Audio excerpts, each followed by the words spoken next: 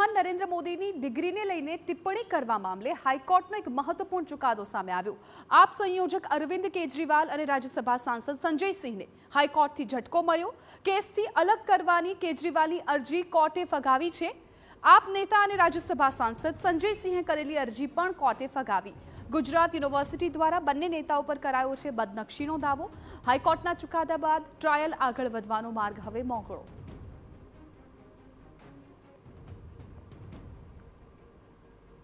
સમૂહ સામેના ફરિયાદી સેમ છે, પુરાવા સેમ છે, એટલે પણ કોઈ પણ સંજોગોને બીજા જે ટેકનિકલ એસ્પેક્ટ રેસ કર્યા હતા, અમે સબમિટ કર્યા હતા, એના આધીન કે ટ્રાયલ જોડે જ ચાલવી જોઈએ। એટલે as far as mister Sanjay સિંહની જે દાદ હતી કે પ્લી ખોટી રીતે રેકોર્ડ થયું છે, એમાં એવું હતું ફેક્ચ્યુઅલી કે એમના જે એડવોકેટે જે છે અરજી આપેલી હતી એમના ઇન્સ્ટ્રક્શન્સ પ્રમાણે કે પ્લી તમે રેકોર્ડ કરી શકો અને એના પછી તમે પોતાનું જ કીધેલું પાછું ટેકનિકલી ના ખેંચી શકો, એ એંગલ એમની જે છે અને બીજા જે લીગલ ઇન્ફર્મિટી કંઈ એમાં હતું નહીં, એ એંગલે બંને અરજી નામદાર કોર્ટે, ઓનરેબલ હાઈકોર્ટે આજે રિજેક્ટ